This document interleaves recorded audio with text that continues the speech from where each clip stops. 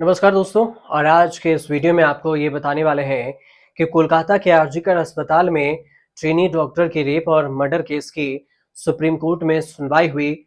सुनवाई के दौरान कपिल सिब्बल और सॉलिसिटर जनरल तुषार मेहता के बीच में तो बहस देखने को मिली ही, पर जब जूनियर डॉक्टर की तरफ से जो जूनियर डॉक्टर प्रोटेस्ट कर रहे हैं उसमें इंदिरा जयसिंह पेश हुई तो कोर्ट रूम में बड़ा हलचल भरा नजारा था। वहीं सुप्रीम कोर्ट से सीबीआई को आरजीकर अस्पताल में हुई कथित वित्तीय अनियमितताओं की जांच पर एक स्टेट्स रिपोर्ट दाखिल और साथ में सौंपने का आदेश भी दिया गया। सीजीआई डीवाई चंद्रचूड़ की कोर्ट में कोलकाता मर्डर केस की सुनवाई के दौरान इंदिरा जयसिंह ने अनुरोध किया कि डॉक्टर पर कोई एक्शन न लिया जाए और काम पर लौटने का वो तैयार है। इस पर पश्चिम बंगाल की ममता सरकार की तरफ से सुप्रीम कोर्ट में पेश हुए वकील कपिल सिब्बल ने कहा कि जूनियर डॉक्टरों को आश्वासन दिया गया था, जिसे अदालत में दोहराया जा रहा है कि काम पर वापस लौटने पर उनके खिलाफ कोई कार्रवाई नहीं की जाएगी। वहीं सीजीआई ने कहा कि हम पिछले आदेश में संशोधन नहीं कर रहे हैं, हमने काम पर वापस लाने के लिए स्थितियां बनाई है, उन्हें आदेश लागू करने के लिए जो करना है वो करने दीजिए। ये पूरा मामला सुप्रीम कोर्ट में चलता रहा। लेकिन एक और खास बात जो घटित हुई वो ये कि न्यायमूर्ति जेबी पारदीवाला और न्यायमूर्ति मनोज मिश्रा की पीठ ने सीबीआई को रिपोर्ट पर गौर करने के लिए कहा कि स्थिति का खुलासा करने से आगे जांच खतरे में न पड़ जाए। सुप्रीम कोर्ट ने सिब्बल को आश्वस्त किया कि अगर वकीलों और अन्य लोगों को कोई खतरा होगा तो वह कदम उठाएगा। सीबीआई की ओर से पेश सॉलिसिटर जनरल तुषार मेहता ने कोर्ट में कहा कि विकिपीडिया अब भी पीड़िता के नाम और तस्वीर को दिखा रहा है।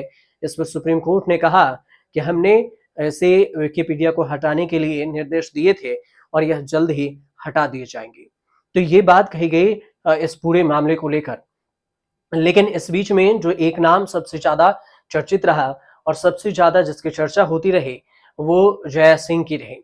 तो ऐसे में ये भी सवाल उठा कि बहस तो हुई सुप्रीम कोर्ट में, ये भी कहा गया कि राज्य सरकार जो काम कर रही है करने दीजिए और ट्रेनी डॉक्टर अपने काम पर लौट जाए। न्यायपालिका ने यह भी कहा कि कोई यह नहीं कह सकता कि सीबीआई ने अपराध घटनास्थल पर 27 मिनट के सीसीटीवी फुटेज से संबंधित कुछ भी नष्ट किया। पश्चिम बंगाल पुलिस ने अदालत को बताया कि सीबीआई फुटेज समेत अपराध से संबंधित कोई भी सामग्री उनके पास नहीं है। तब कुछ सीबीआई को सौंप दिया गया सब कुछ, ये कहा गया। सुप्रीम कोर्ट ने सीजीआई से चिकित्सा विभागों में कथित वित्तीय अनियमितताओं पर भी जांच और उसकी पुष्टि करने की बात कही है। सीबीआई इस पर पूरी मामले की जांच कर रही है और पीड़िता के माता पिता से भी मिल रही है। अब यह भी कहा गया है कि अगस्त में जो बात कही गई थी कि डॉक्टर का डेड बॉडी 9 अगस्त को अस्पताल के सेमिनार में मिली थी, उनके शव पर गंभीर चोट थे। कोलकाता पुलिस ने अगले दिन इस मामले में एक आरोपी को गिरफ्तार किया। कलकत्ता हाई कोर्ट ने 13 अगस्त को जांच कोलकाता पुलिस से सीबीआई को सौंपे जाने का निर्देश भी दिया।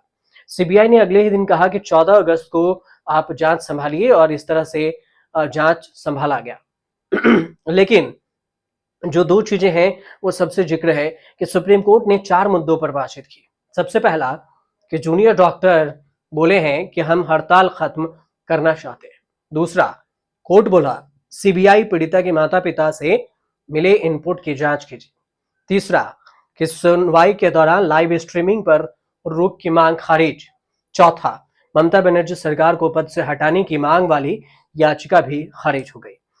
लेकिन इस दौरान एक वकील इंदिरा जयसिंह थी, इनके बारे में बताते हैं। इंदिरा जयसिंह कौन है? इंदिरा जयसिंह के नाम कई रिकॉर्ड में दर्ज हैं। बंबई हाई कोर्ट द्वारा नामित होने वाली पहली महिला वरिष्ठ वकील, महिलाओं के खिलाफ भेदभाव उन्मूलन का संयुक्त राष्ट्र समिति चुनी जाने वाली पहली भारतीय महिला और भारत की अतिरिक्त सॉलिसिटर जनरल नियुक्त होने वाली पहली महिला। जयसिंह को सुप्रीम कोर्ट में प्रैक्टिस करने वाले सबसे वरिष्ठ वकीलों में से एक के रूप में जाना जाता है और वो मानवाधिकार और संवैधानिक मूल्यों के प्रति अपने जुनून के लिए भी पहचानी जाती हैं।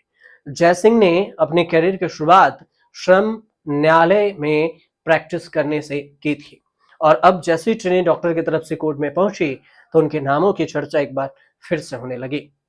आपको ये वीडियो कैसी लगी हमें कमेंट कर जरूर बताइएगा, और अच्छी लगी हो तो चैनल को सब्सक्राइब जरूर कर दीजिएगा, शेयर भी जरूर कर दीजिएगा, ताकि हम आप तक अपडेट के साथ वीडियो पहुंचाते रहें, जानकारी पहुंचाते रहें।